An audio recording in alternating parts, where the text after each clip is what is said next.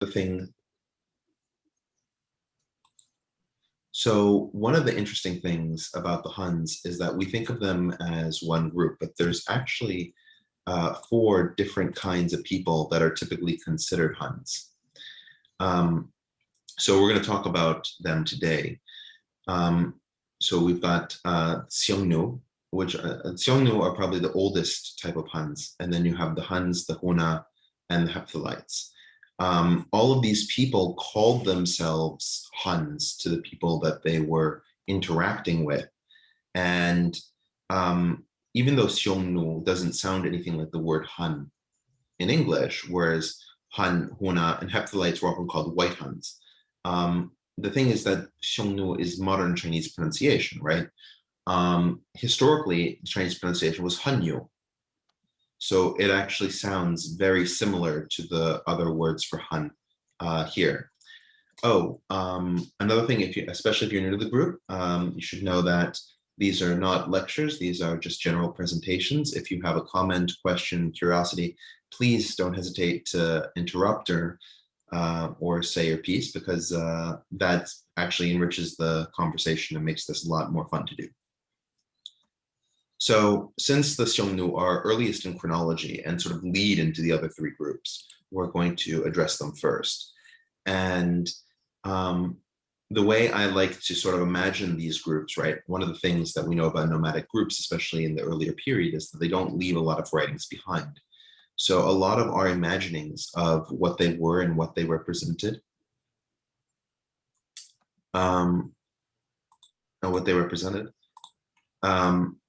so all these different groups were related to a different civilization that wrote about them. Now, of course, all these civilizations that wrote about them in a pejorative way. So it's been the trick of archaeologists and modern historians to try and sift through what the right understanding of them is. But of course, for Xiongnu, our sources almost exclusively come from China.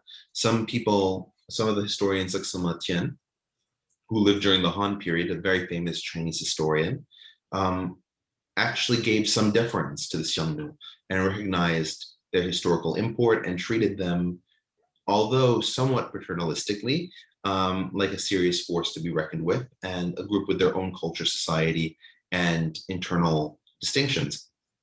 Other Chinese writers were not so favorable, but there was no Chinese writer from the time that analyzed the Xiongnu on their own terms, and the Xiongnu left very little in terms of written records behind. We have some tombs and other places with drawings, but no actual texts. Probably the closest thing we do have to a text is the much later document called The Secret History of the Mongols, which talks about Xiongnu as well.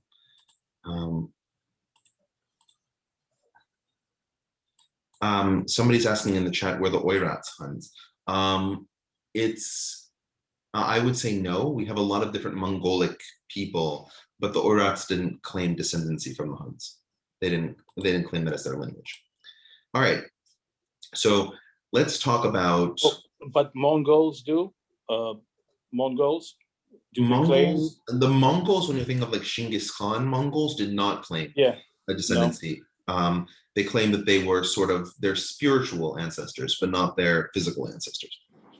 In a lot of cases, things like the Xiongnu were confederations, similar to the way that the Mongols were confederations themselves as well.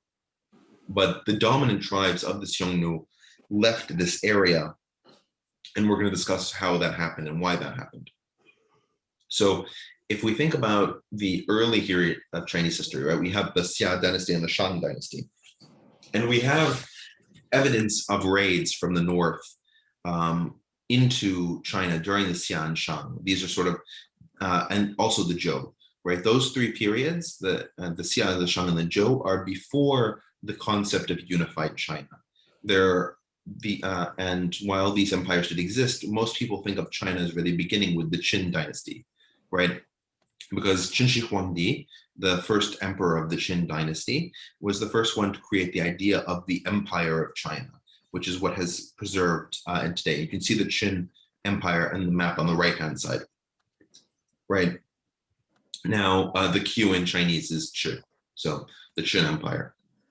Now, so prior to the Qin Empire, and the Qin Empire starts in 221 BC, you have these groups to the north that are periodically raiding the south, and they're raiding the south because the border is relatively porous, and at the same time, the sedentary areas have a lot of goods and agricultural benefits, and also women that the northerners would prefer, right? So that's why the raiding keeps happening.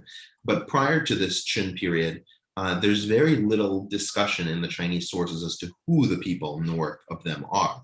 And so they call them all Hu. They don't make any distinction between them. Once we start moving into the Qin dynasty, there is some degree of distinction given to the nomadic peoples to the north.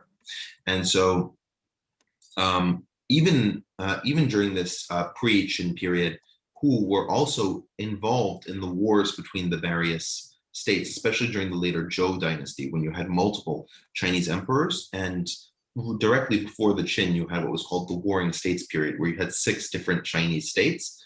Qin obviously won that conflict, but all of the different states used northerners as mercenaries, and they didn't discriminate between which groups of northerners they were using. So you can also see that the Yellow River has a sort of oxbow that goes towards the north. And that oxbow goes right into Hu territory. So the eastern part of the Yellow River was really where Chinese civilization was, but at that upper part of the river, almost all of that was in northerner territory. So now, during the Qin Empire, there was a reorganization among the Hu. The Chinese don't seem to understand much of what caused that reorganization, but there was one. And so similarly to the way that the Chinese formed into one empire as the Qin, a confederation of Hu developed in the central plains of Mongolia that they called Xiongnu, right? To the east of Xiongnu, they had what they called Donghu, or the Eastern Hu people. And to the west of them, you had Yuezhi. So you had these sort of 3 different tribes. You can see in the map on the lower right-hand side here, this sort of situation where you have Yuezhi in the west, Donghu in the east, and Xiongnu in the middle. And so this sort of unification occurred, and as I said, it's unclear from the Chinese perspective as to why this happened, but it did happen. Now, it's also unclear because the Chinese sources are really bad at documenting linguistics for a variety of reasons that have to do with the way the Chinese language is constructed. But they're very, so we don't know what the dominant language of the Xiongnu was. It could have been a Mongolic language, it could have been a Turkic language, it could have been a Yeniseian language. There's strong evidence that it was not Tungusic because the Donghu spoke a Tungusic language. That we know. Because of the later empires that occurred in that area, like Balhae, which is usually considered a Korean state, even though the people spoke a Tungusic language, right? So, but most scholars seem to believe that the Xiongnu spoke a Mongolic language. So the Chinese did recognize, though, that from time to time, the Xiongnu would unify under what was called the Chanyu. And the Chanyu was the Mongolic term for emperor. So the first Mongolic emperor who formed any serious opposition to the Han, his name was Tuoman Chanyu, right? And Tuoman began to perform a number of raids into Qin territory. Now remember that the Qin had just come out of this warring states period, right, where they conquered the other 5 states of China. So they had actually a very sophisticated and organized army. And so Qin Shi Huangdi sent an army north under the command of Ming Tian.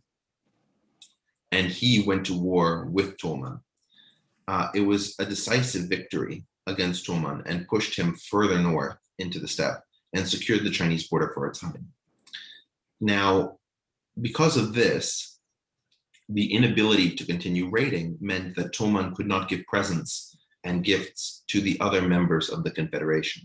And so the Yuezhi and Donghu groups began to split off more forcefully, and he had to deal with them. And there were clashes between the Xiongnu and Yuezhi and Xiongnu and the Donghu. At the same time, the Qin began the major construction project that, of course, defines Chinese history.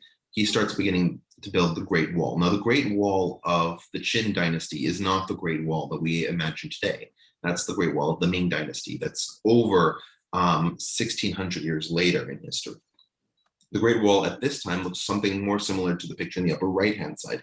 It's a tall barrier, probably about 10 feet to 12 feet high. And it's not terribly effective as a border, but it's effective enough. And while Toman is alive, generally speaking, the Xiongnu are no longer a threat because Ming Tian has held them back. Now, one of the interesting things is that Toman had a son, and one of the ways that he had secured peace or tried to secure peace with the Yuezhi is to give his son over to them in captivity.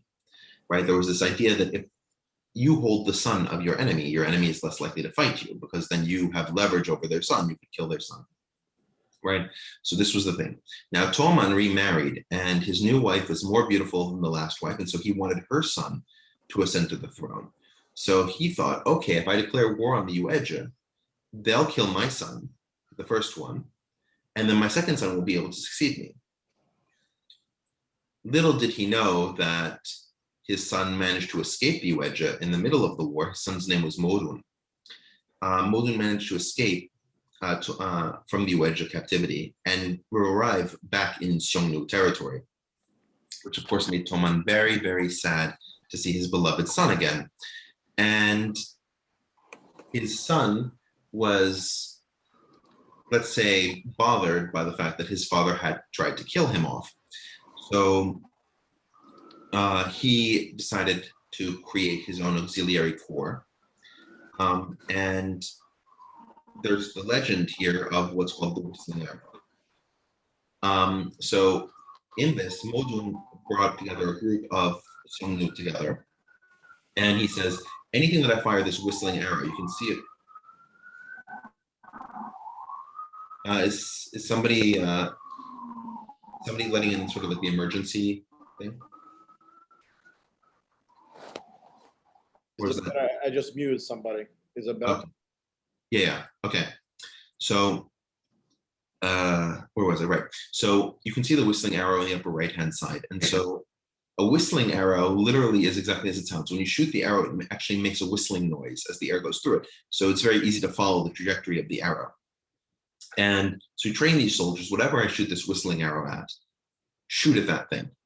So the first thing he does is he brings up some cows and he fires the whistling arrow and they shoot down the cows. And there's some people who don't, so he kills them. And then he brings out his wife and he says, shoot at her. And some of them don't. And he kills the ones that don't shoot at her. And through this progression, he manages to make these soldiers just shoot on command, because the ones who don't, they know they're going to die. And so then he fires on his own father's tent. So Modun becomes the next Xiongnu after killing his father. And you can see in the lower right-hand side the territory that he had under his dominion. It's much greater than the country of modern Mongolia. It includes parts of eastern Kazakhstan, the northern parts of China as well.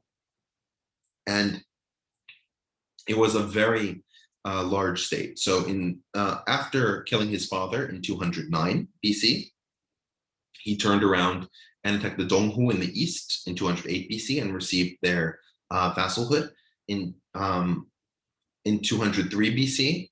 Right, 5 years later, he went to the west and to the Yuezhi and got their vassalhood. So by 202 BC, right, he's got this unified Xiongnu opposition. And if we go back to what's going on in China at the same time, after Qin Shi Huangdi died, well, there was no Qin prince. He was killed earlier, and so China devolved back down into numerous warring states. And it was only in 202 BC that the Han dynasty reformed. So just as Modun was concentrating power, the Chinese had broken out into a new dynasty. So Modun saw weakness, and in 200 BC, he decided to invade China. Now, the interesting thing about pointing out here is that in order to unify China, again, the Han Dynasty had to use large, experienced militaries, which meant that there was a general at this time, Han Xin, that was very popular and was very capable under the Han Emperor Liu Bang. Now, Liu Bang was very afraid that Han Xin would take the throne from him because Han Xin was much more famous. You can sort of think of the Saul-David dynamic from the Bible, right? You have this military general who's won you all these victories. He's very popular with the people. So what does the emperor do? He throws Han Xin into a jail cell. But this means that the best military commander that they have is now out of the game. So at this time, when Modun invades China, he confronts Liu Bang's forces at the Battle of Baidang. And he's done it in quite a way that Liu Bang left the bulk of his military too far away to intervene and pursued what looked like Modun standing all by himself when Modun's forces were hidden in the forest. And you can see in this picture on the left, Liu Bang is completely trapped and ensnared by Modun, and is forced to recognize how strong Modun and the Xiongnu Confederacy is.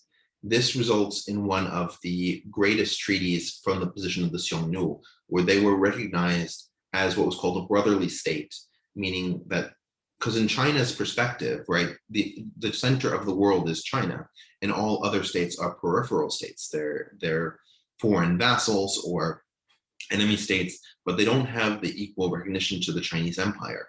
This recognition as a brotherly state meant that the Xiongnu were entirely equal to China. We also see the beginning of what are called the Heqin. And the Heqin, you can see two reliefs of them, were Chinese brides that were sent north to the Xiongnu. And these were women of noble background who were sent off to marry these barbarians. There was a quota in addition to gold and silk that was taken as tribute. These Heqin brides were also taken to Mongolia, and there was an annual submission of these groups. Now, yeah, any sort of questions about Modun or Baidang? All right. So the Han Dynasty, Liu Bang, of course, was their first emperor, right? But they had numerous emperors. The Han Dynasty survived for nearly 400 years. And for the first, let's say, 100 years of the Han Dynasty, or 70 years of the Han Dynasty, you had 6 different emperors, including Liu Bang, and they all continued to provide this tribute. They did the Heqin brides, gold, and you would expect, and some estimates say that the cost of this tribute was roughly 20% of the gross domestic product of China.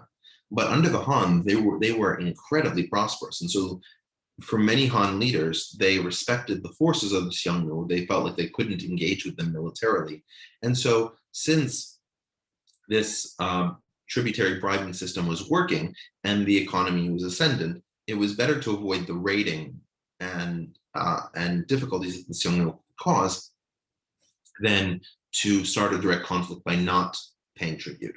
Emperor Wu, you can see him in the center, was the 7th emperor of Han, and he disagreed.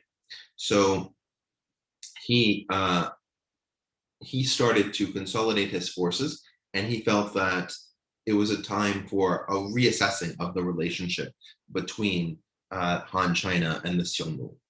So in 133, he tempted Junshen Chanyu, Junshen being the grandson of Modun.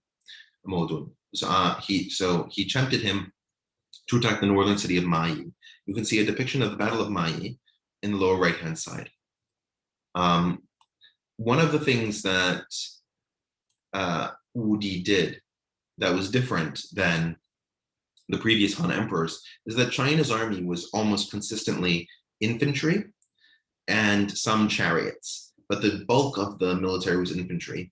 And so the Xiongnu, being almost all mounted cavalry, had a decisive advantage. They could move more quickly and more effectively than the Chinese soldiers. So Wu Di commissioned the creation of a Chinese a Chinese horseman corps, which you can sort of see in that image of the Battle of Mai.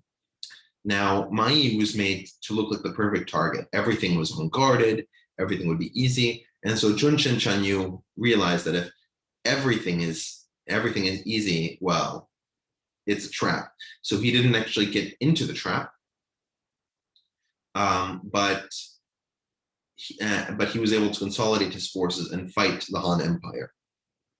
Between 133 and 119, you have a number of engagements, but one of the things that Wu Di does is that he promotes people based on merit more than based on nepotistic ties.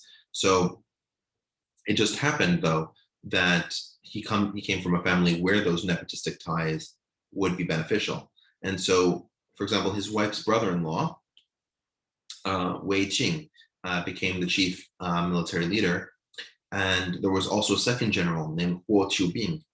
These two generals were able to fight and win stunning victories using these new cavalry in the heart of Xiongnu territory, especially the Battle of Mobe in 119, where the Chinese military even made its way to Lake Baikal in the northern reaches of Xiongnu territory. This was a disastrous defeat for the Xiongnu and led to a civil war in their ranks. Now, you can see here all the campaigns of Wei Qing and Huo Qiubing from the Han Empire north into the Xiongnu territories, including the one furthest north at the Battle of Mobe. They didn't achieve the grand prize of killing the Chanyu or destroying the capital, but they did manage to significantly weaken the Confederacy and in many ways break it apart. Given the success of Wei Qing, it's understandable that Chinese operas and television shows have featured him in numerous occasions. So this is a picture actually from one Chinese television show. Any sort of questions, curiosities? A quick question, if you don't mind. Yeah, go ahead. That slide you had with the 4 different squares, one was Han, and then are these different ethnic groups, or is this a temporal difference of the same people? This is hotly debated by scholars.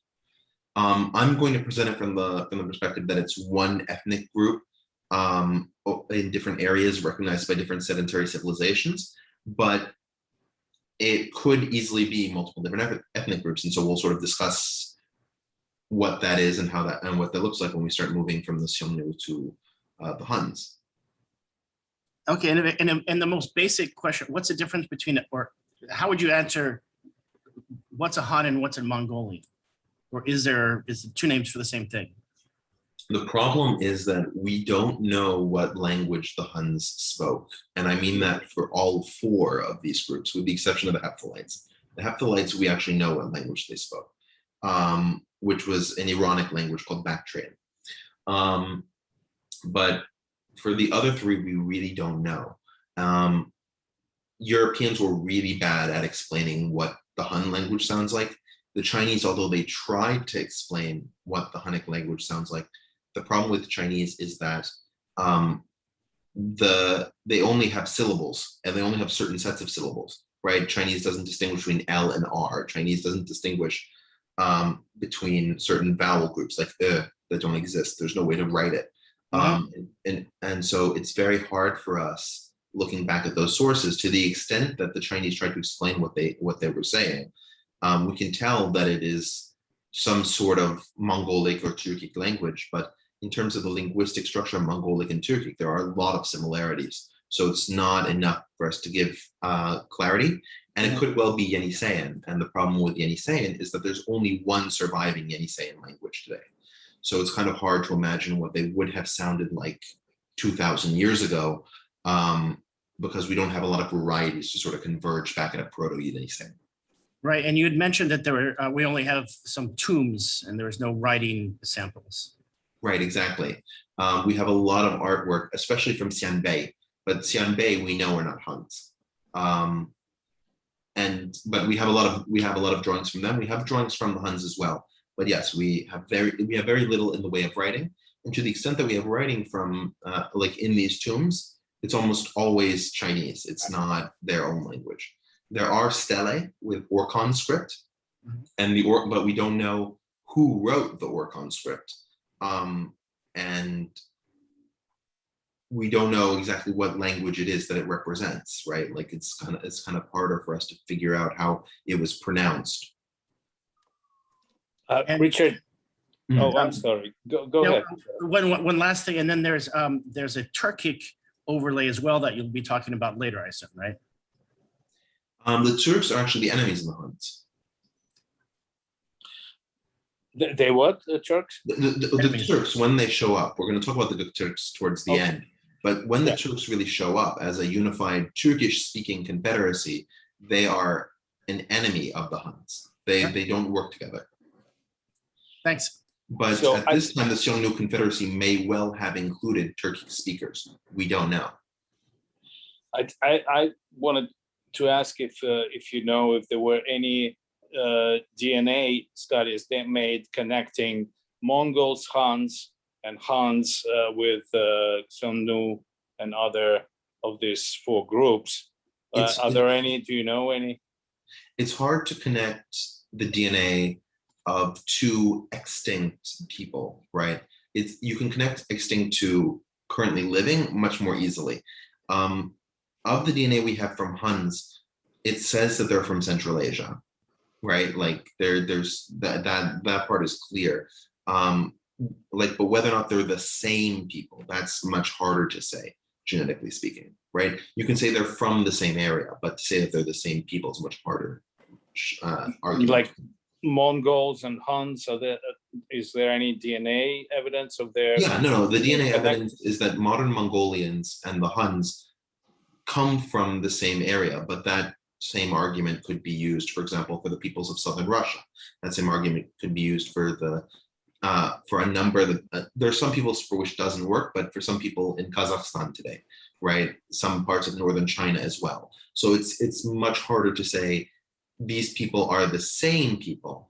They're just very similar, right? You can make the same argument, for example, between Jews and Lebanese, right? There's a lot of similarities, but if you used the evidence of, Jews today and you looked at people from Phoenicia, right? And you said, okay, there's a lot of genetic similarities. The Phoenicians must be Jews. You would run into the same sort of logistical problems. Yeah, they're both Semitic. Right, exactly. Yeah. So it's definitely within the ballpark, but we don't know how in the ballpark we are. Okay. Okay.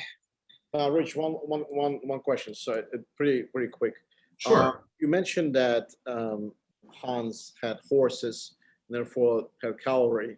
I know the Chinese didn't have horses because they attribute to having horses from the War of Heavenly Horses against the Sogd or Sogdianians of Greek origin. Would you maybe opine a little bit on where did Huns get horses from? Yeah. Where the Huns get horses or where the Han get horses? Yeah, how did the Huns get horses? Because the Huns had horses because there were lots of horses in Mongolia. Horses are nomadic to Mongolia. The Han Chinese had a different issue. The Han, as you can see on this map, actually, of the expansion of the Han dynasty, you can see that they developed a corridor into Central Asia. That corridor into Central Asia was a huge change in Han philosophy. And actually, if we go back a page, I actually forgot to mention this. If you go back a page, you can see on the right-hand side, Zhang Tian. Zhang Tian was sent by Wu Di to try and find the Yuezhi, right? Because the Yuezhi were known to be the ancient enemies of the Xiongnu, and it was heard that they had gone further west. So Zhang Tian was sent further west to inquire about the Yuezhi and see if they would come back to their historic position and therefore fight the Xiongnu and create a pincer movement. Now, Zhang Tian did find the Yuezhi. The Yuezhi did not want to leave the area where they lived at that point, which is around Lake Aral in modern Uzbekistan, near Bukhara. They did not want to come back, but they were willing to start trade, right? Because the Yuezhi were very close to the Sogdian kingdom, which the Chinese called Kangju. So you had the Sogdians and the Yuezhi that were now willing to trade with China, and the thing that they had were horses. They had a very elite breed of horses. The current akal teke, for example, that's used in Turkmenistan, is the descendant of these elite breeds. And that's where China was able to bring in horses from this new Silk Road that Zhang Tian had opened up, the first major Silk Road.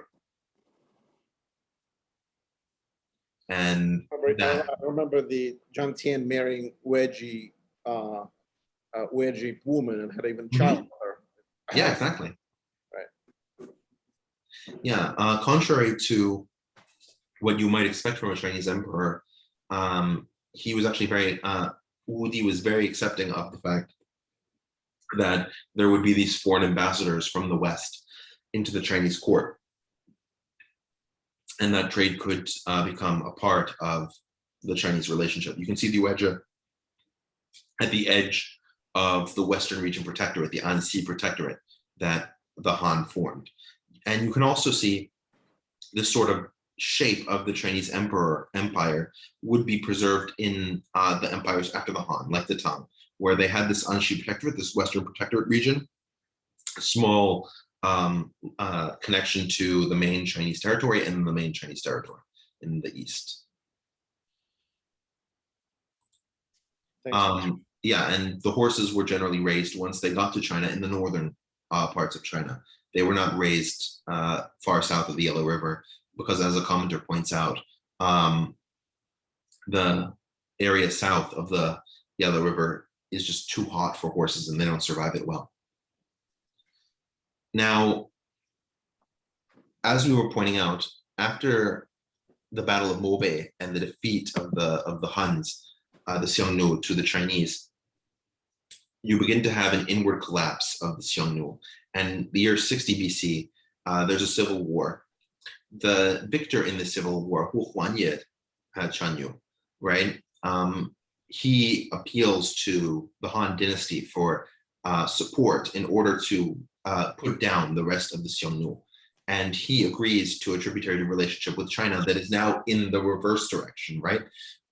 Wu Di ended the tribute where China would pay the Xiongnu. Now, this was a treaty where the Xiongnu would pay the Chinese in order to defend them. And that's exactly what happened, is that with Chinese support, he was able to take the Xiongnu and become the leader of the Xiongnu. Now, the terms the Chinese made Hu Huanye pay were the following, right? His representatives needed to come to Beijing, or whatever the current capital at that time was, in order to, Xi'an, to pay homage to the Chinese state. And similarly to the way the Heqin practice had sent princesses to the Xiongnu would send princes now to China, to stay in China and to be educated. And of course, the Chanyu should present gifts to the emperor. So, and the final thing was the loss of status, right? The Xiongnu would no longer be a brotherly state. It would be considered an outerly vassal, which was the same rank given to other countries that China interacted with, like, for example, Korea, right? One of the interesting things here is that we have this woman, Wang Zhaojun, and she was a Chinese woman from the court. Now, in order to solidify the alliance with Hu Huanye, he needed a bride in order to cement the alliance, and Wang Zhaojun agreed to do this. She is considered to have been one of the four beauties of Chinese history. So it was very surprising that she went to marry a noble. Went to marry a foreign barbarian, but that's exactly what she did. And so you can see the statue in the upper left-hand side, which even shows her again with Hu Huanye, and on the right you can see a Chinese picture of her. As a result of this defection, the Xiongnu become increasingly weaker, And so the Xiongnu who don't agree with this sort of alliance forged by Hu Huanye called themselves Northern Xiongnu. And there began to become a war between the Northern Xiongnu and the Southern Xiongnu. And the Chinese began to consider the Southern Xiongnu to be cooked, or somehow the barbarians that China would use to fight the other barbarians. And additionally, along with the Southern Xiongnu, one of the Chinese governors named Ji Tong convinced another nomadic group called the Xianbei to fight the Northern Xiongnu with the Southern Xiongnu. So you had the Chinese military, the Southern Xiongnu, and the Xianbei all turning on the Northern Xiongnu. And this combination that was led by a Han general named Do Xian, brought this confederation of forces to fight against the Northern Xiongnu and defeated them and actually expelled them from Mongolia. So they fled into the area of the Altai Mountains, which today is in Qinghai province of China, further to the west of any of the territories where they could have access to China. If you look in the map on the right-hand side, where it says Lakaman, that's the area of the Qinghai Mountains. So very far to the west, Qinghai region, the Altai Mountains. This is an area very far to the west of the majority of Han China.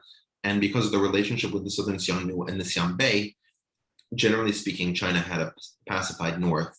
Of course, later on, the Xianbei will turn on the Chinese, and eventually the Xianbei will create their own Chinese dynasty called the Wei dynasty, the Northern Wei. And you can see how that sort of manifests on the map on the right-hand side, which is a little bit later in the chronology, 155 to 235 AD, when the Xianbei create their Wei state at the end of the Han dynasty. Richard? Yeah. On the previous slide, these women that the Chinese or the Han were sending up to the barbarians, were they noble women? Yes. Did any of them leave any writing behind? And was there any did they have any cultural influence on these barbarians? I'm not aware that they left any writing behind, and they left no cultural influence. Okay, I thought as much. Yeah. So that ending, right? The Xiongnu are forced into the Altai Mountains. They're sort of outside of the Chinese world. The Southern Xiongnu will get assimilated by the Xianbei. The Xiongnu stop really existing as a historical entity. The territory also falls under another nomadic confederation called the Ruran, which we'll see more as we go further on. So now the Huns, of course, they're the scourge of Rome. And there's the mythical story of the Huns' origin. And the mythical story is that the Huns started in southern Russia.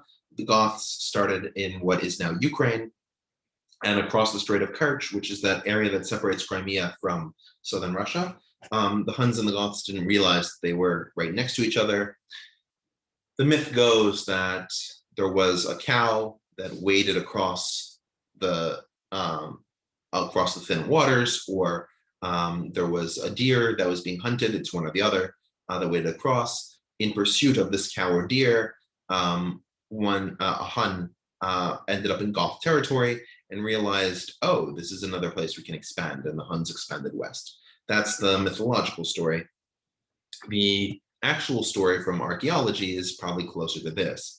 We have, you can see the arrows, the yellow arrows are from the 1st century. The pinkish arrows are from the 2nd century. The red arrows are from, the purplish arrows are from the 3rd century, and the red arrows are from the 4th century all the way up to 400 CE. And you can see this is a map based on archaeological findings and written sources that sort of track the Xiongnu moving from the Altai Mountains. You can see the end of the yellow arrows are either in the far north in Siberia or in the Altai Mountains. and then they moved further west, just every years as pastoral nomads, arriving in Ukraine and then further into the Pannonian Valley, where they sort of settled dominantly. The Pannonian Valley, of course, is the modern-day country of Hungary. So this sort of begins to answer the question that Mark brought up earlier of, are these the same people? From the archaeology, it would seem to say yes. So that's sort of the thing. Now, of course, the lands that they arrived to in Ukraine were not uninhabited. There were the first wave of people that came in were the Alans, and the Alans entered Greater which is Eastern Gothic territory, Ostrogoths, and the Alans forced the Goths westward, the Eastern Goths westward. And then after the Alans, the Huns came in, and the Huns made war with both the Alans and the Goths. Now, you can see that in certain ways, the Huns made coalitions with local Germanic peoples and with Alans. So when they went to war with the Alans, who didn't unite with them, which was the majority, and the Goths, they went to war with local people as well. So they're creating this their own tribal confederation. You can also see that the direction of movement for the Ostrogoths puts them directly in line with the Roman Empire. Where, of course, this is the Eastern Roman Empire, but the troops that are the groups that are fleeing to the west are fleeing in the Roman direction. And so as the Germanic tribes move west, you have Emperor Theodosius, who's on the gold coin, and Emperor Valens, who is in the portrait in the lower right-hand side. These are the emperors of the Eastern and Western Roman empires specifically. Now, of course, the empire wasn't technically divided into two, but it was functionally divided into two. And so these two emperors, though, made the same decision, which was that they had good relations, or functional relations, we should say, with the Germanic peoples, and they would rather have them settle inside their borders as sort of a bulwark to these Huns that were coming over, than to try and fight a war with them, and because there was this sort of collision. Now, at this point, the Huns are not one unified force. They're migrating together, but they're still different tribes. And we can see this in several ways. So one of the easiest ways to see this is that the Ostrogoths, led by King Radagasius, begin an invasion of Italy in the year 406. You can see the image of that captured on the painting on the left-hand side. Now, the defeat of Radagasius occurred at the Battle of Fiesole, and the Roman coalition was made of Romans, but also Huns and Alans and other Goths were involved in that coalition. So you had Huns on the Roman payroll, but this, of course, was not the entire group of Huns. And Huns are beginning to raid the Roman territories as well. So you sort of have this mix of some Huns are on the Roman side and some Huns are not. The first unification of the Huns occurs under brothers Ruga and Oktar.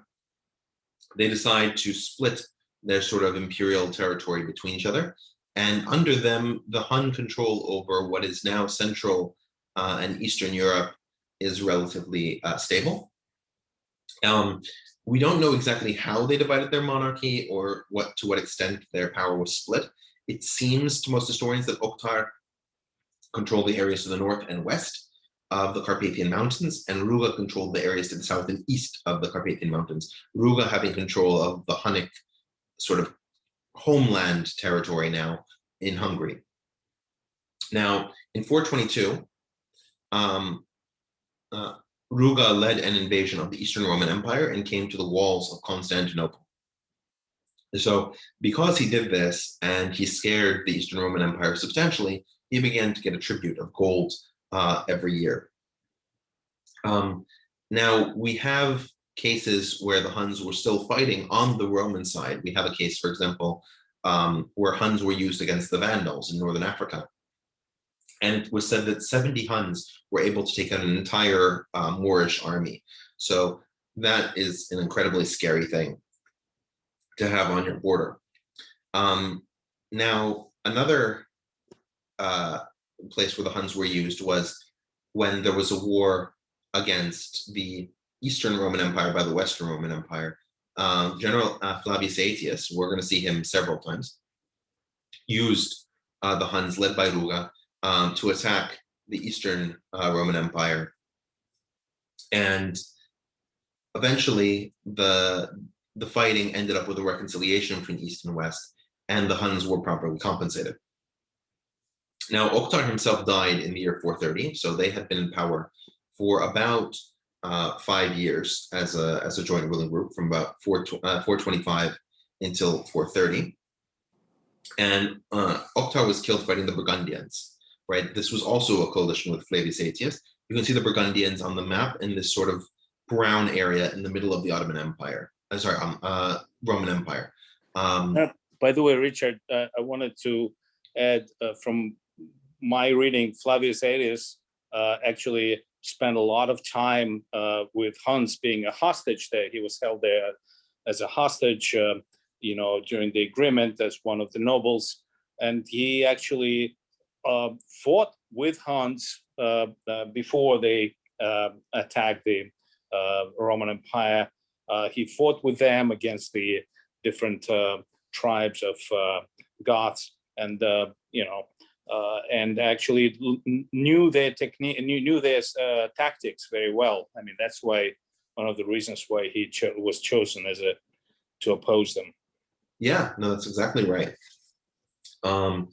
Yeah, so after Oktar died fighting the Burgundians, Ruga became the sole ruler, but unfortunately, Ruga died in 435. So they had come to power 10 years earlier, and now these two brothers, who were both childless, were dead. So it fell to the younger brother Munzuk, and Munzuk had 2 children, and Munzuk's 2 children were Bleda and Attila. You can sort of see a painting of them on the left-hand side.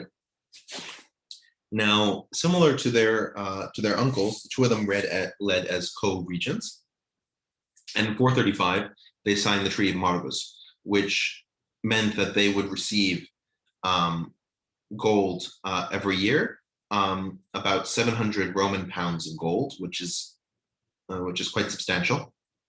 They would return fugitives for a certain price per fugitive, and Rome would avoid making alliances with anybody who the Huns did not want them to make alliances with. And between 435 and 440, they sort of disappear from the European side of politics. There's a view that they might have gone to Armenia to fight against the Sassanian Persians. The Sassanians don't record anything about this, and whatever happened between them, it must have been a loss, because Attila came back to Europe and didn't bring any riches with him. There was discussion in Armenia by Vardan Mamikonian, you can see him in the central picture, who was trying to revolt against the Sassanians, because the Sassanians at this point were Zoroastrian fundamentalists, and Vardan and the Armenians wanted the right to practice Christianity. So they had sent out messages to Attila the Hun to fight against the Sassanians in order to help Armenia secure independence, or at least the right to worship. The Huns did not seem to intervene in any conflict with the Sassanians that had to do with Mamikonian's attempt for freedom. Richard? But Mamikonian was able to achieve that anyway. Richard, are you finished with Northwestern Europe? No. You're gonna do some more in Northwestern Europe? Yeah. Okay, I'll wait then. I have a comment on that, but. So we can also see here's Flavius Aetius, and here's Gundahar of Burgundy. So in 437, Attila fought with Flavius against Gundahar, and right. And so you also have intervention in 441 after the Vandals attacked the province of Africa, right, which is modern Tunisia, the Romans had to regroup to attack the Vandals who had gone to Africa. And so that left the border very porous. So in 441, the Huns took the opportunity to invade the Balkans, raiding Moesia, which is modern Bulgaria and Serbia, and Illyria, which is modern Croatia. Now, in 442, Emperor Theodosius recalled some troops from Sicily to finance a war against the Huns. But this really failed. And so the Huns led a massive campaign into Bulgaria and Thrace. And while the walls of Theodosius meant that Constantinople couldn't be taken, the Huns were able to push for much stronger terms against the Romans for having defied the treaty and required 2,100 pounds per year. Unfortunately for this brotherly coalition, Bleda died in 445.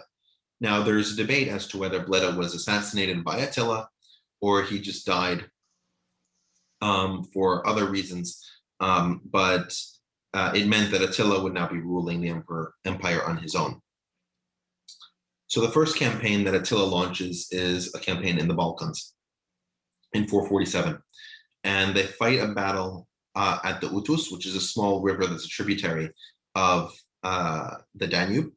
And the Romans organize under a Gothic or quasi-Gothic general. It's not clear how much Roman heritage he has, how much Gothic heritage he has. And his name is Arnegisclus. The Arnegisclus actually puts together a really good defense against the Huns and imposes upon them large casualties, but the Huns still win the confrontation, and they keep marching through Bulgaria. They even make their way to what's on this map, Thessaloniki, right? And even further south to Thermopylae, which is not on this map, but close to the edge of it.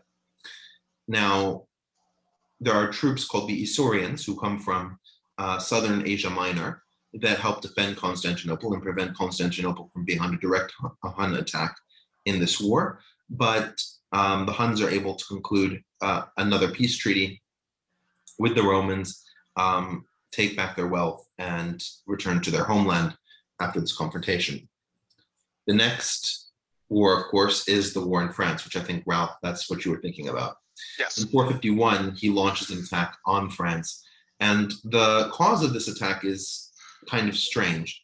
So you can see in this picture, you have Galla Placida and her two children, Valentian III, obviously he wasn't Roman emperor at this time, and his sister Honoria. Now, Honoria was set to marry a Roman senator named Bassus Heraclanix. And she was very much not into this possible engagement. She mailed a letter and a ring to the Hun emperor, to Attila the Hun, and it's unclear exactly what she wrote, but Attila interpreted it as a marriage proposal. And he said that he was more than willing to marry Honoria, and he would expect half the Roman Empire as his wedding gift. Valentian III denied his sister the ability to marry the Hun and said, absolutely, you're not getting half of my empire.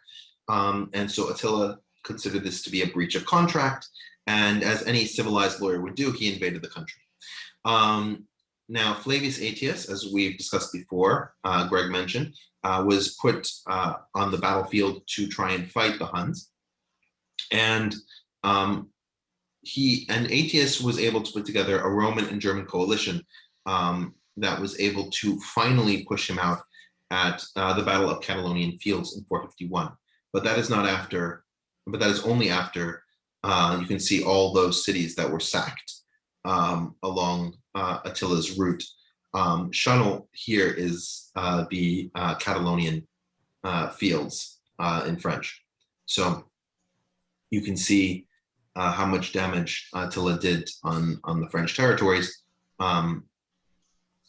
when he was finished. Now, at the Battle of Catalonian Fields, there was one member of the coalition, which was the representative of the Visigoths, Thorismund, and he wanted to finish off the Huns. The Huns were in a pretty weakened state after the Battle of Catalaunian Fields, but Aetius prevented Thorismund from doing this. He used some diplomatic wrangling, considering that Thorismund was king of the Visigoths only because his father died in battle. And so he told Thorismund, you have to go back to Spain to make sure that your rule is secure. You shouldn't worry about the Huns at this point. There are different questions about why Flavius Aetius gave the Huns this sort of benefit. Some say, similar to Greg, that since he had spent so much time among the Huns, maybe he developed some kind of sympathy for them and didn't want to see them eradicated. Some say that it was much more from a strategic point of view, that the Huns were useful for creating a unity between the Romans and the Germanic tribes and preventing all-out war between them. So by leaving the Huns in existence, they would facilitate this sort of relationship. It's really unclear what his motivation was. Richard, what, you mentioned the name Field of Catalonians, or Yeah. We're talking about as in the Catalonians of Spain. No. Okay. You see on this map, you see it says Chalon? Yeah, the Chalon where the battle is. Yeah. That's the Catalonian Fields. The Catalonian Fields is just the way it's been represented in English. It's Catalounia. Yeah, it's not Catalan. It's not related to Catalonia. That just sounded confusing. For the Battle of Chalon, do we know exactly where it was? Is there archaeological evidence? I'm not sure about that. My intuition would be to say yes. Because it was on Roman territory, it wasn't in Hunnic territory. And because the thing is that if we were in Hunnic territory, they don't really have cities. They tend to move nomadically. So I think we're actually relatively sure about where it was. Yeah, because it's also amongst vineyards now. So yeah, you don't want to go digging. That's expensive real estate there. Well, yeah, but probably when somebody's buying their house, they're like, "Oh, look at this! What did I find?" But anyway, yeah, go ahead, Ralph. Are you going to come back to the far northwest? No, go ahead. Okay, good. Could you go back to the map of Oktar and Ruga? Yes. If you'll notice up there at the farthest extent of Oktar's domain, I guess it was, you see the Saxons and the Angles. The Angles up in the Jutland Peninsula and the Saxons in sort of the Low Countries. And you see the Saxon shore over on England. I think, and I guess I haven't seen much on this, but I think it was this movement of the Huns into Anglia, Saxony, and that part, which drove the Angles and Saxons over to England around 451. I guess the Romans withdrew from England, around 411 was it? Yeah. AD, and the Anglo-Saxons came in around 450, right around this time, 451. And I think the Anglo-Saxon invasion of England is interesting. The Romans conquered it and then withdrew, leaving not much behind. Later, then other people arrived later, but the Anglo-Saxons really commanded England. England became an Anglo-Saxon area, speaking Anglo-Saxon, and the earlier Britons who were Celtic speaking, the Celtic language completely disappeared. So I think this was not an Anglo-Saxon invasion.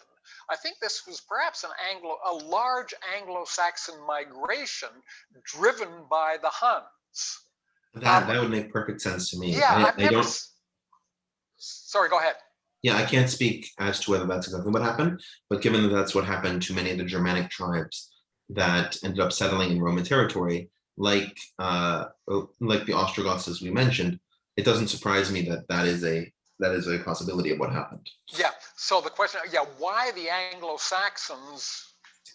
I guess to a certain extent they really left that part of northwestern Europe and moved to England and settled England, driving the Celts west and further west and north. So I think it seems to me that this is quite logically driven by the Huns, who aren't, Mhm. and usually people don't think of the Huns as getting up into Denmark and the Low Countries, but in fact, yeah, they did. Thanks. Yeah. Rich, to piggyback on what Ralph was saying, is these Germanic tribes, the Franks, the Visigoths, the Vandals, and everything, the Lombards, they're going westward. Is that also explained by the Huns moving westward and pushing them westward? Yeah, definitely. Yeah, the Visigoths, the Ostrogoths, a lot of these groups moved into the Roman Empire specifically because they wouldn't want to contend with the Huns, and the Romans were willing, because they had historic relationships with them. Remember, they raided sometimes. There were federati. Rome had an established relationship with these peoples, and in many cases, they had become part of the Roman mercenary groups that they had understood and accepted. So there was a lot more wiggle room, we could say, where they were concerned, as opposed to the Huns, where it wasn't the case. I think that's right. But of course, in England, the Romans completely withdrew from England.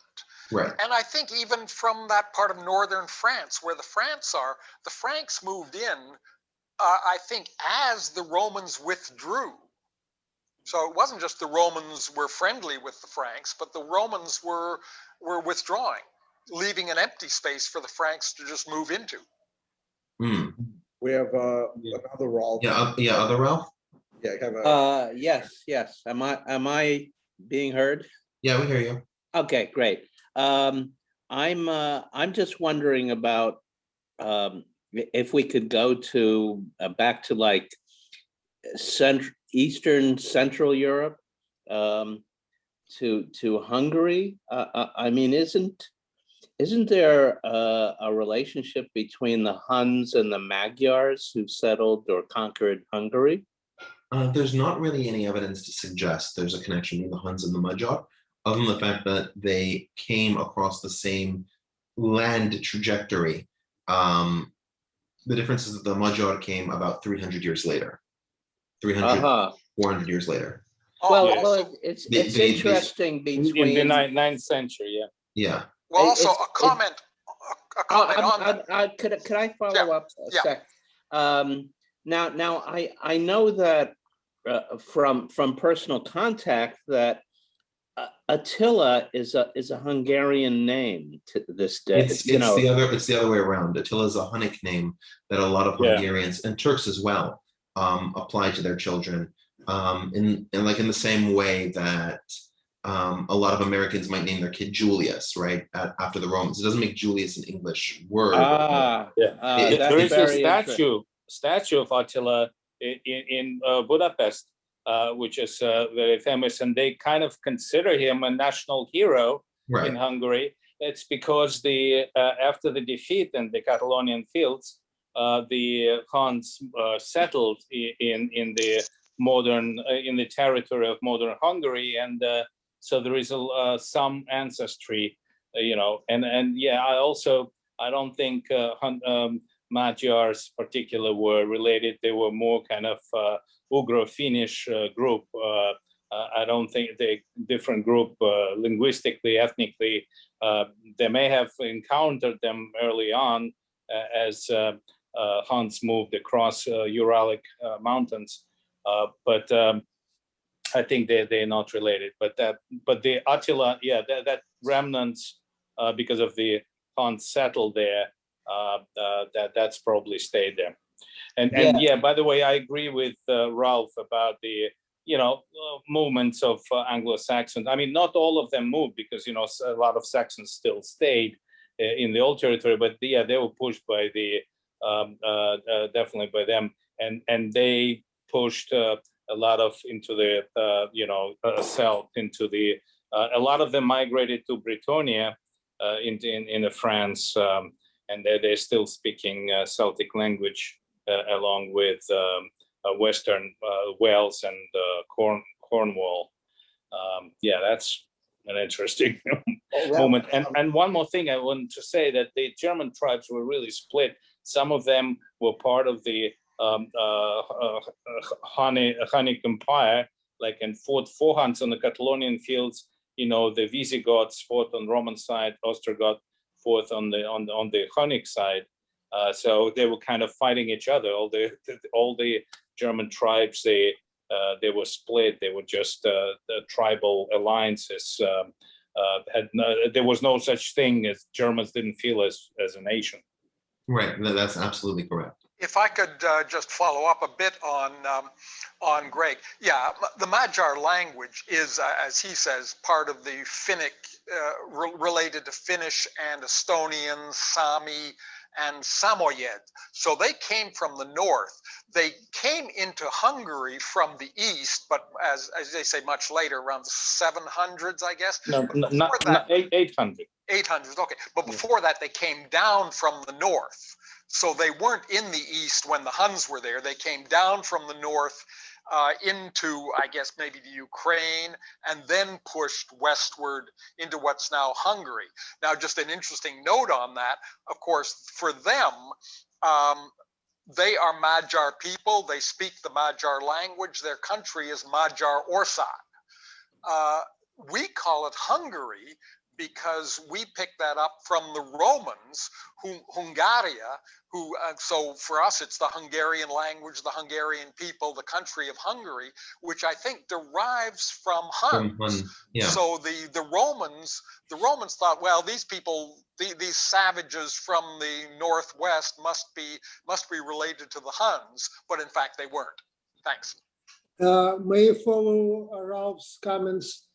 This language group, it's called Ugra Finnish group, and Yeah. Ugra, it's part which lives on Volga River, which on their appearance is very different from Finnish and Estonian people. They're probably closer to Hungarians. They're lower and darker, and they're definitely to the west, not to the north. Yep. But the language group is the same. Yeah. Interesting. All right, well, before we move on, I just want to give a couple of comments. You're absolutely right. I mean, the people had moved around, and like as Greg has pointed, Visigoths and Ostrogoths were on both sides. But also remember, as also Richard had pointed out, federally, that was an interesting concept, right? Prior to letting Visigoths enter the Roman territory, they enslaved the children, and meaning Romans enslaved the children of Visigoths. But in this case, there was an agreement. They had to open obviously the borders to get in.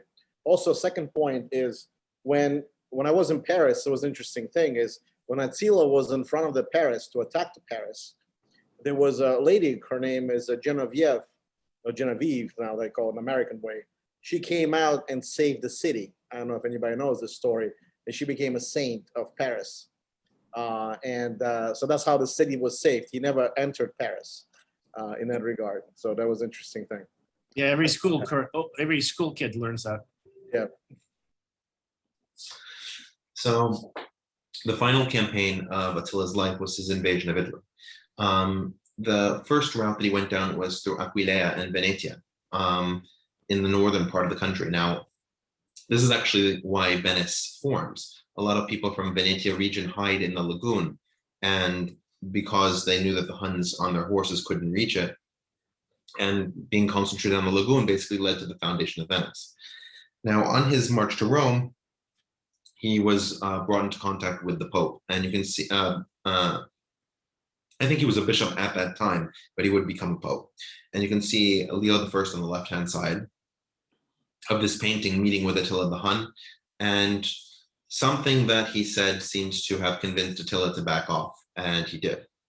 Now, it could have been that Leo I, as the Romans put it, had a miracle of God, and he was able to intercede and somehow convince the great leader to retreat, or it could be that because the Eastern Roman Empire had launched an invasion into Hungary, attacking the Hunnic lands, and that Attila found that it would be better to be with his people, or it could be because there had been a massive famine in 451 in northern Italy, and so the raiding and pillaging wasn't as profitable as signing a peace treaty and getting tribute.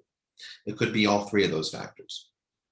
But the campaign in Italy was aborted, and Yeah,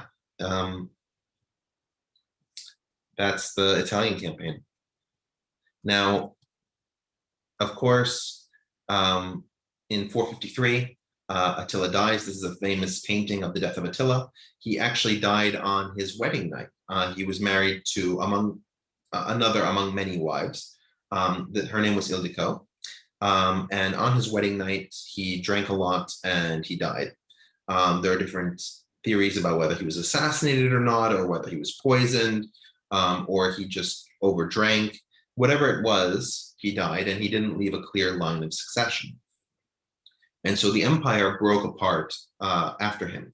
Now, his eldest son, Elak, led the larger coalition called the Akatsiri, which focused in the eastern part of the empire, most of what is now Ukraine today. And Ardaric, who was the king of the Gepids and a strong ally of Attila the Hun while he was alive, led another coalition. Now, they met at the Battle of Nidau in 454, and you can see that this on the left-hand side is sort of an illustration of what that battle looked like. At the Battle of Nidau, Ardaric killed Elak, so the Gepids seem to have won the war. Now, there is a debate in scholarly circles as to whether this was a Gepid rebellion against the Huns, or whether this was that the Gepids had become so Hunified through their alliances and intermarriages that this was effectively a Hun civil war. Regardless of the reason, regardless of the way that we characterize the war, Ardaric managed to get control of the majority of the Huns. There were other successors to them, but from this point forward, they would no longer be challenging the Roman Empire in any serious way. They would do raids, but they could be held back. There are debates as to why the Akatsiri coalition lost to the Gepids. The most common answer is that the Oghurs from the eastern steppe were attacking them on their eastern side. So, right, they were dealing with the Gepids in the west, and they were dealing with the Oghurs in the east, and having to divide their forces meant that they were weaker, despite having more men able to mobilize. Now, the last thing that we see of the Huns is as we move into the courts of the sons of Attila, and the youngest son of Attila is Ernak. He was the last Hun to rule, and so I want to sort of put this under, the last things of the Huns in Europe. So we see that they're still used as federati and mercenaries by the Eastern Roman Empire for a time. Belisarius and Narses, who were fighting a civil war in the Eastern Roman Empire, both employed Hunnic mercenaries, and the cavalry that the Huns had was still very intimidating, and was attempted to be replicated by a number of different European rulers. One particularly funny story is that the Sassanians of Persia had sent emissaries to the Huns to get them as mercenaries in a Persian war. And King Justinian of the Holy Roman Empire heard about it, Emperor Justinian, sorry. And he managed to tell the Persians instead that the Huns were actually their enemy, and so when the Huns were marching on Persia, it was enough for the Persians to abandon their posts, even though the Huns were on their side, right? The mythology of the Huns and what they could do was so strong that they didn't even bother to send an emissary to check. So that is the end of the European Huns. One last thing that I wanted to bring up is that when we talk about religion, we don't actually know much about the society or culture of the Huns. Probably the best view is that they were Tengrists, similar to other nomadic people from the Central Asian steppe, performing acts of divination and spirituality by the pounding of drums and the invocation of spirits. We know that they performed some acts of divination because Roman soldiers have written about participating in these acts, such as in 439. But generally speaking, We don't know much about Hun internal life because they didn't really write much about Hun internal life. They wrote about their military campaigns to the extent that they wrote anything. All right. Any questions before we move on to the Hunas? By the way, you talk about the Italian campaign when they moved to attack Rome, right? Yeah. But I don't know. I didn't hear. That was the part when the Venice was actually founded as a result of that invasion, because they. Did I miss it? Did you talk about this? Or yeah, I mentioned it. It's okay. Oh, okay. All right.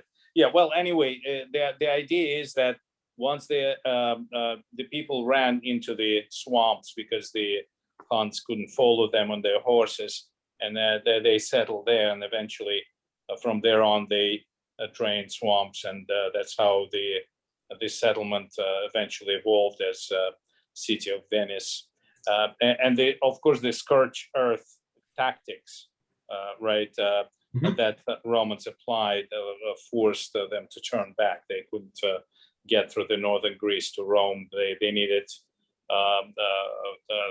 their horses to be fed, and they just burned everything all the way to the Rome, and that's affected them. Kind of interesting how the Romans defended themselves.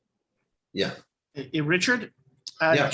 would you mind going back to that map where you was Ukraine? I mean, I didn't really make a map of Ukraine, but I guess this map would work. Yeah, it was where you had the Huns and the Goths. Yeah. That was it. But, Going down, go down a little bit. I think there's another one. If you go down, yeah, that one, right? No, but it'll do. So when the Huns started going west into Ukraine and attacking the Goths, right? What was their motivation to move west, and was Attila their leader at the time? Attila was not their leader at the time. This was this map. This was the 370s, so Attila wasn't even born yet. Their motivation for going west, more farmland. They were farmers? I thought they were nomadic. Sorry, better grazing land. That's what I meant. Okay, yeah, okay. Wow.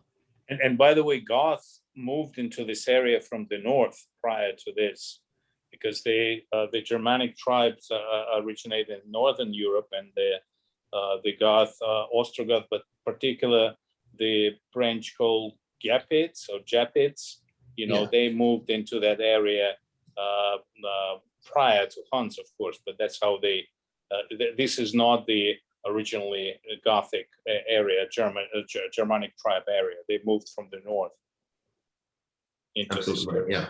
Yeah, so yeah, it's kind of strange to think of the Goths as Germanic, but living in Ukraine. Yeah, because they moved there. It was part of their migration, and then they were pushed out of there by Huns, but they were not originally from there. They were from way up north. Yeah, no, the thing is that you have to remember the Slavs only migrated into Eastern and Central Europe in the 600s, right? Mm-hmm. All the peoples that we think of as Eastern European peoples came from east of Eastern Europe. So because people sort of imagine what were the Ukrainians doing at this time? There were no Ukrainians. Like the people that we think of as Ukrainians were living in what is now Russia west of the Urals, but not like anywhere close to Ukraine. So this area was relatively open, and first you had the Scythians, and the Scythians were replaced by the Goths, and the Goths by the Alans by the Huns, and then the Huns would eventually be replaced by the Slavs, who were the ones who stayed there. Yeah, there is a hot debate about what was the Kievan Rus? Was it Ukrainian or was it Russian? But or was it Viking? Because the Rudakids were all Vikings. There are the idea, there are many theories about this. There is what they call Normanist theory and Slavinist theory. There are two major ones. The Vikings, to me, I personally tend to believe that the Vikings were the ruling class. I mean, they just came with they had well-organized army, and Russian sources, ancient sources saying that the Vikings were invited to rule and administer Kiev and Novgorod and all those territories. But the whole thing is that the nations were not formed at the time. So Kievan Rus was neither Russian nor Ukrainian. That's how I see it. Of course, Right, yeah. a very hot area. There was just small kingdoms. Kievan was just expanded a little later, but we're talking about this is the 9th century when Kievan Rus was established. Prior to that, there were small Slavic kingdoms that all over the Eastern Europe, and then they migrated to Balkans around 600 something. Yeah, exactly. To Mark's point, we'll do a presentation, and it particularly interests me. There's up until 17th century or even 18th century, there's Goth that lived in Crimea, and that was their settlement. So we're going to do a presentation on the interesting, ethnicities that got stuck behind, so to speak, in Slav territories, or you can even say at the time it was a Tartar territory. So cool. Yeah, later on, the Crimea, it's such a mix, a crazy mix. Yeah. All right, so now we're going to talk about the Hunas, or the Huns of India. Now, one of the things that we sort of talked about, right? We talked about how the Xianbei eventually became the Wei dynasty. And in the nomadic territory, you have the Rouran Confederacy, or the Rouran Empire, the Rouran Cognate. There are a bunch of different names, and it starts to sort of organize itself in the late 300s, mid 400s, and they begin to attack those Alan Mountains, right? Which you can see is right on their border. And so this is the time that the Huns that went to Europe have probably already left this area, but there are still some Huns in the region, and they get pushed out. So they move to the south. As far as we can tell, the Kushans, who are in that sort of lower circle, because unfortunately I couldn't find the map that's exactly the time period I wanted. So it's a little bit later. And the Kangju, or the Sogdians, were both defeated by these moving tribes, and they made their way to the edge of the Persian Empire. You can actually see, if you look very closely, where it says Kidarites, that's the group that we're going to be really talking about right now. And so if we look more in depth, we can see those three, the Xiongnites, the Hephthalites, and the Kidarites. The Xiongnites, we don't know if they were Hunnic or not. They were certainly in this migration. The Hephthalites and the Kidarites are the last two groups we're going to talk about today. So the Kidarites, they begin to Iranize. They start using coins from the Empire of Kushan, which itself was an Iranic sort of kingdom that had lived in Central Asia and was now defeated. And so from the years 400 to 440, Sassanid Persia was actually very much afraid of the Kidarites. And so they paid tribute to this kingdom because they had military power. You can actually see one of the first kings of the Kidarites, Kidara the First. That's actually where the name of the tribe comes from. So Kidara decided to advance across the Hindu Kush, and he brought the region of Gandhara, which is a northern Indian/Pakistani region, very similar to Punjab, under Kidarite control. And once they had crossed into India, they went to war with the Guptas for nearly 40 years, from 415 to 455. And King Kumaragupta, who was the ruler of the Gupta Empire, had to fight back against these Kidarites. Despite being significantly fewer in number, the agility of the Kidarites meant that it was almost the end for the Gupta Empire. And it would take his son in order to repel the Kidarite invasion. Now, despite this, the Kidarites managed to control a large swath of territory, you can see here, in India. And so they had both sides of the Indus River. As I mentioned, the Sassanians had been paying tribute to the Kidarites until the mid-440s. And it was King Yazdegerd II, who refused to pay tribute to the Kidarites. And so the Kidarites declared war. Their king Hunas declared war on the new Shah of the Persians, who was Shah Piroz I. You can see a maquette of Piroz I on the left-hand side. Now, Piroz was afraid of the Kidarites, the size and shape of their military, and he requested aid from the Byzantines in terms of either monetary support or military support, which was very surprising given the Sassanian relationship with the Byzantines being extremely fractious and warlike, and the Byzantines refused on that basis. So in order to appease the Kidarites, he decided that he would offer his sister in marriage as a peace term, and the Kidarites were willing to accept. But when they actually saw the woman, they discovered that she was a woman of low heritage and not actually related to Shah Piroz. Accordingly, they kept this secret to themselves and invited Shah Piroz to send 300 of his best military advisors to come to the Kidarite court to teach the Kidarites how to fight as part of their tribute. And the Sassanians complied. Piroz sent his 300 best military advisors. King Hunas of the Kidarites had them murdered, disemboweled, and sent their bodies back to the Sassanians as sort of a reflection of how angry they were at being deceived. So Piroz knew that he had to declare war on the Kidarites, and he reached out to the Hephthalites. If you remember, the Hephthalites are just to the north of the Kidarites. So he reaches out to the Hephthalites and creates an alliance.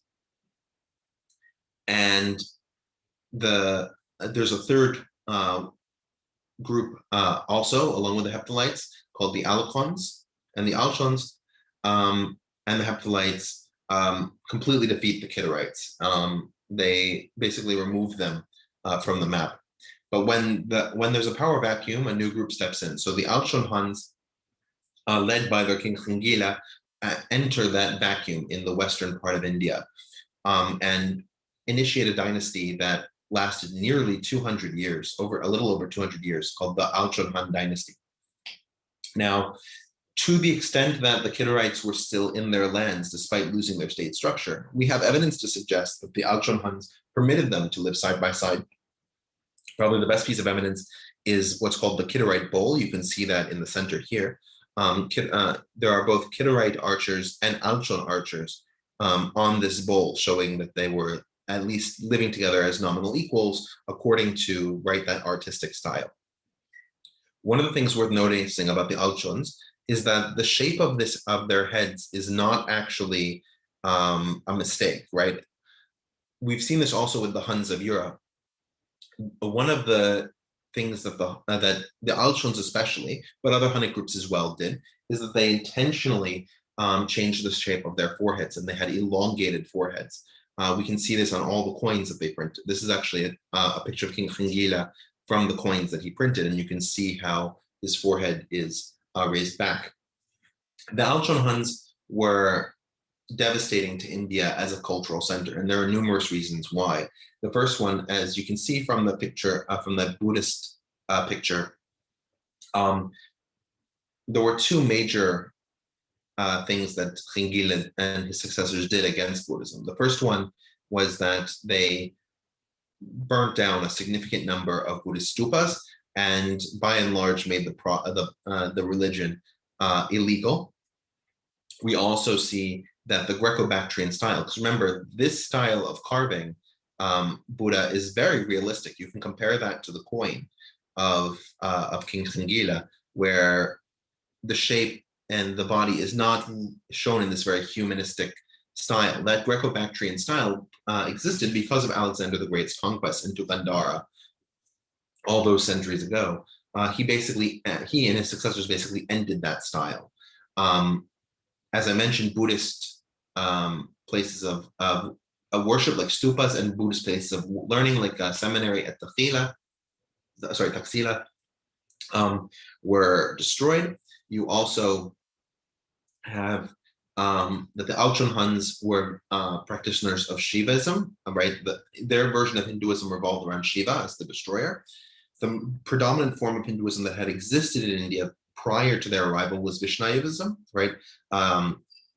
They're focused on belief of Vishnu as the preserver. And Vishnu as the preserver, this Vaishnavism still survives in parts of India where the Alchon Huns didn't rule, but Shivaism is the dominant form of Hinduism in the areas that the Alchon Huns did rule in today. This sort of marks the Indian end of their middle kingdoms and sort of moving more into the period where they would be conquered by Afghan tribes and Muslim invasions.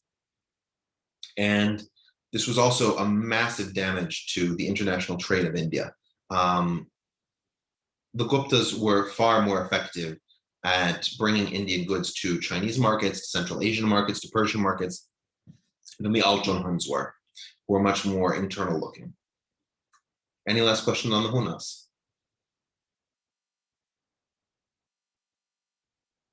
Okay. And finally, the Hephthalites, or the White Huns, the Scourge of Persia.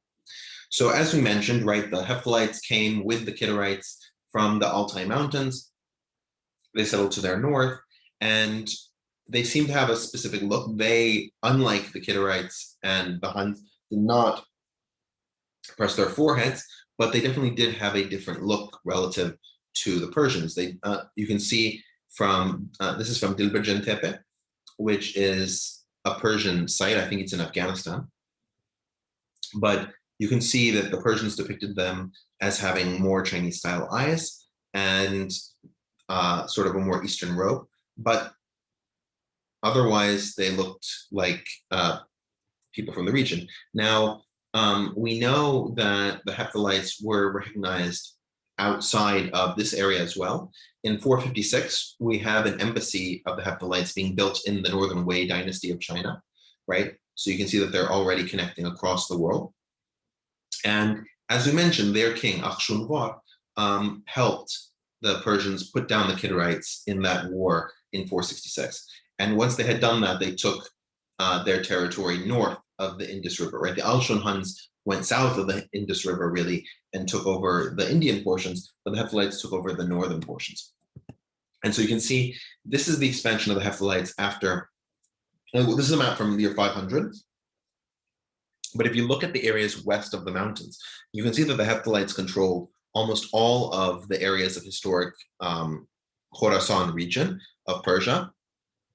We're including the cities of Balkh, Kushan-Shahr, Merv, Bactria, even the Pamir Mountains, Afghanistan, and Sugd being the area of the Sogdians in what's now Tajikistan, right? So through these wars against the Persians from 474 to 484, the Hephthalites were able to consolidate all of this Persian territory. And the Persians had no answer to the Hephthalites. King Piros I went into battle with them on numerous occasions. He was almost always defeated. In 2 cases, he was taken captive.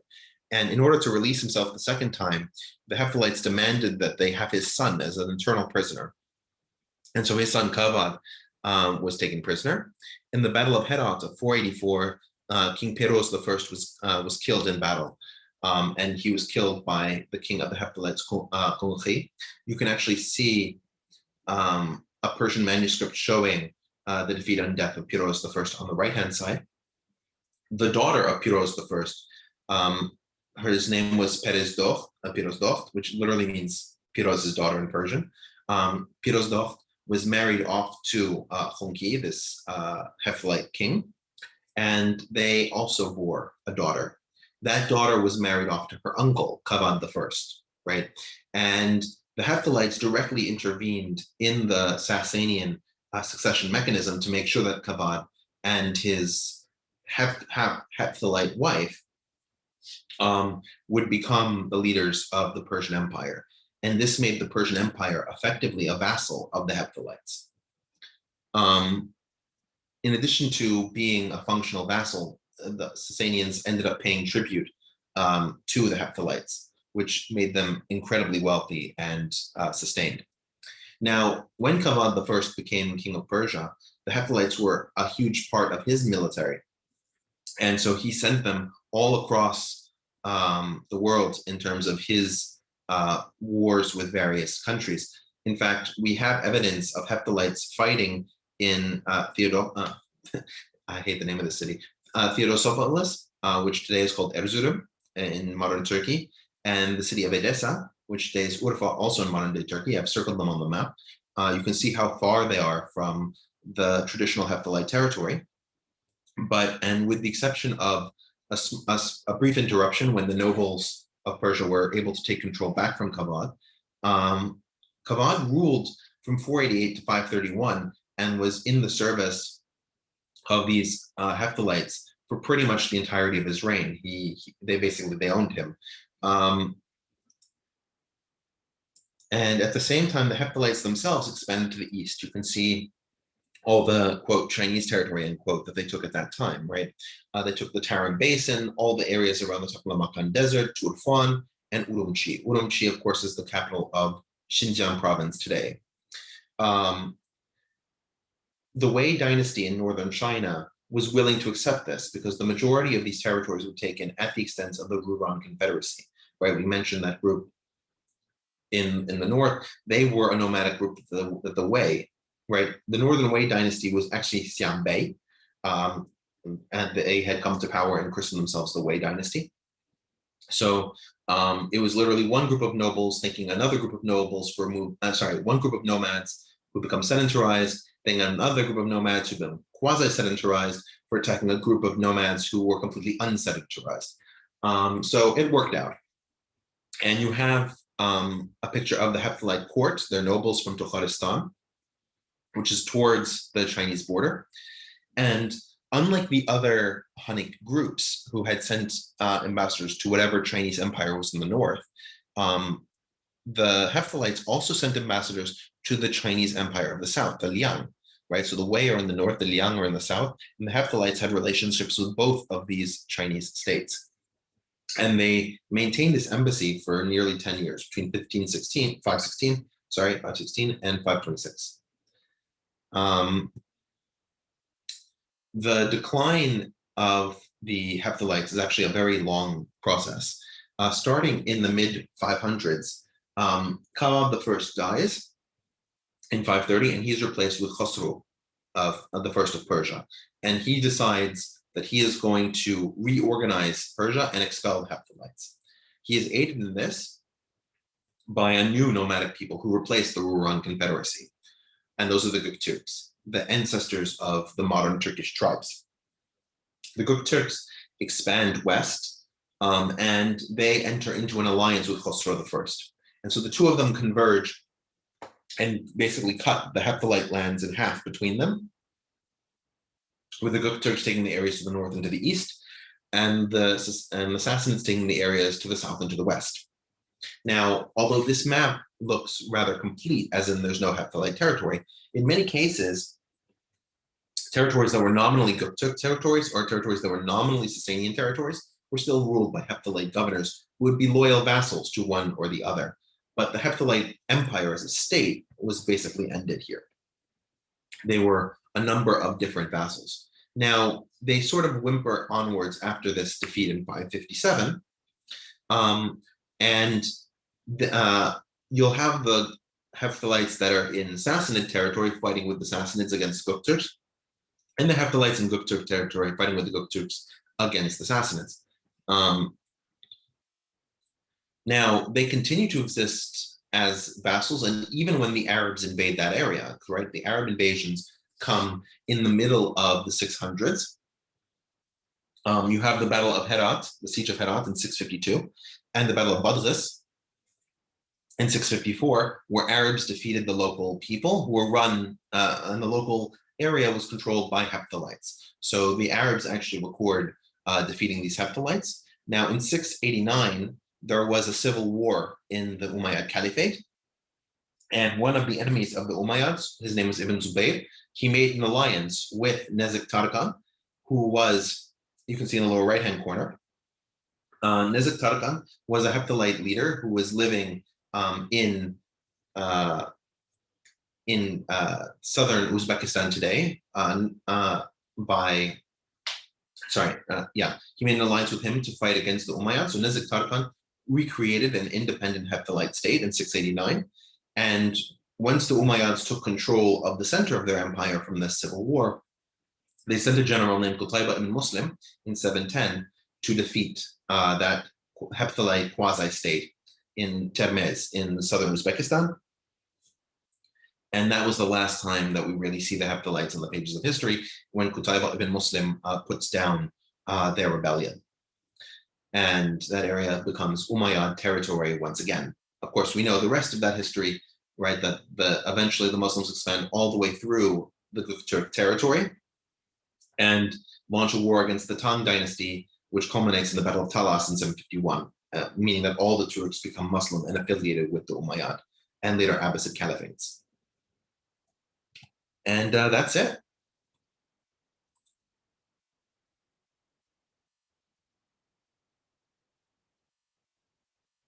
Any comments? All or right. questions? Well, yeah, thank you. Great presentation. Learned a lot of new stuff, a lot of stuff I remembered as a result. Very nice. Thanks, Richard. Great. Hey, Richard, I had a question on the map. It's very tangential, if you don't mind, but it was the map that you had starting with India, the India section. Sure. It's the one you said was a little bit later than the period that you were looking for.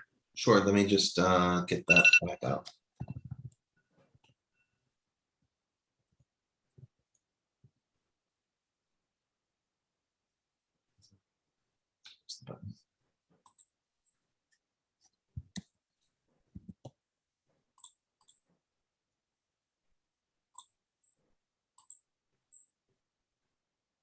Oh, that's weird.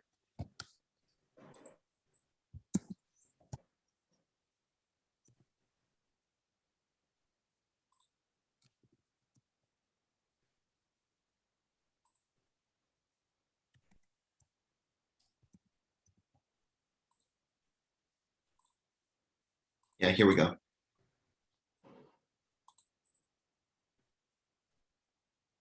Yeah, if you look all the way to the left, to the western shore of the Caspian Sea, there's a place called Albania.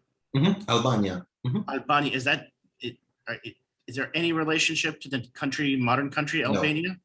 Now, this is sort of a running joke for people who study Caucasian history, like history of the Caucasus. There's a country called Iberia, which is the western side of Georgia. And there's a country called Albania, which is in modern day Azerbaijan, right? These people have absolutely nothing to do with the Iberians of Europe or the Albanians of Europe.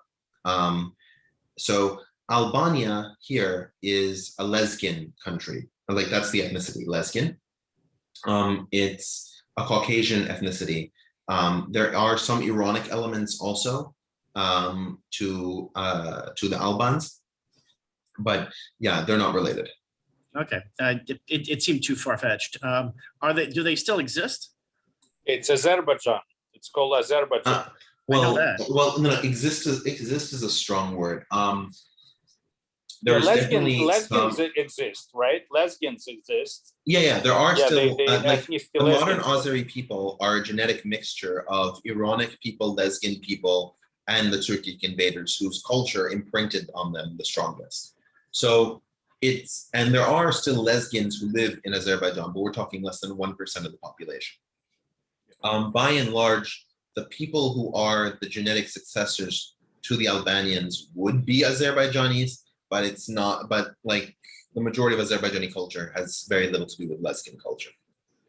Richard, there is also Alanians. I believe they still exist in the Caucasus. Yeah, Alans, yeah. Right. Yeah, but I never heard about Albanians in Caucasus. Somehow I missed it completely. No, Albania, that's the country they used to be called at the time of, I don't know, early Roman Empire. You know, that part was called Albania. And yeah, as Richard said, it was mostly Lesghians ethnicity, but then later on, you know, Iranian people spread in, and the Turkic, certainly now culturally, they're more Turkic than Iranian. Yeah, and Lesghians still into Alans also. Alans, by the way, I believe an Iranian group. Yes. Yeah, as well.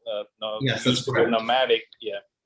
In terms of the Albanians of Europe, we don't know precisely what their origin is. The general assumption is that when the Romans conquered the Balkans region, these were the people who were indigenous to the region and fled into the mountains.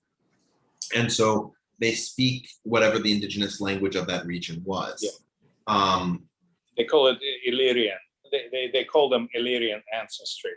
Right. Because of the So, and their language is an Indo-European language, but we have no other languages that are related to it. Like there's a set of dialects from north to south in Albania, but outside of those Albanian dialects, there's no Indo-European language that we have that's related to it. So, yeah, we don't know who they're related to in terms of their local vicinity. Yeah, and they also resisted the Slavic migration, so that's how they became so different from the rest of when Yugoslavia was formed. I mean, they wanted to include Albania in it, but because of such a ethnic and linguistic and cultural differences, it wasn't really possible. Yeah, there were plenty of Muslims in Yugoslavia when it was formed, but Albanians were. It was not because of their religion; it's because of their ethnic and linguistic, cultural differences. And even now, it's pretty distinct. Absolutely. No. First, I want to thank everybody who was saying all the nice notes in the comment section. But yeah, that's completely right. And in fact, if we look at the religious composition of the Albanians actually have no dominant religion. There are 4 major religions in Albania. There's Catholicism, Orthodoxy, Sunni, and Bektashi. All of these religions are less than 40% of the overall national population. So, and Bektashi is a Sufi order that's somehow outside of Sunnism. So you have so it wasn't for, you're absolutely right. The reason that they weren't included in Yugoslavia had nothing to do with their religion. It had everything to do with the fact that they were not Slavs, and their sort of national trajectory and identity was outside of it. It's actually very surprising when you talk to Slovenes that Slovenia was included, because the only thing that they shared with the Croats, Bosnians or Serbians was their Slavic language. In terms of their sort of orientation and political aspirations, they were actually very different. Any other questions on? Yes. What do you mean, Richard? What was their political? They tend to be much more aligned with Austria. Yeah. Like it was a very different lifestyle, let's say. Yeah. So they were more Germanized than Serbs were. Yeah, I see. Yeah. They were basically Slavic-speaking Germans. That's sort of the way they saw themselves. Yeah, there's a lot more German vocabulary in Slovenian, and they're also much richer. Of all the ex-Yugoslavian republics, they were the richest. Yeah, that's correct. All right. Anything else? No, this has been great, Richard. Thank you. Yeah, no, I appreciate it. Thank you, Richard. Excellent presentation as always. Thank you, guys. All right, Greg, it looked like you had something to say. Is there something that you wanted to say? No. I was looking at something here. No, I'm good. All I said, again, same here. I always enjoy your presentations. Very thorough, very interesting. Definitely always learn something new, especially about non-European Huns. Yeah. So anyway, as I said at the beginning of the presentation, I'm gonna send an email to Zach that'll have all the details about what I'm thinking about in the long term. And I would really appreciate if you fill out the survey, so that way I know which day of the week would be best for everybody, or best for the most people, and I can plan accordingly. So I really hope this goes forward, and I'll see you guys soon. Sounds good. Thank you. Great. Thank you so much. All right. No worries. Bye. Definitely for it. Okay. Take care. Thanks. Bye.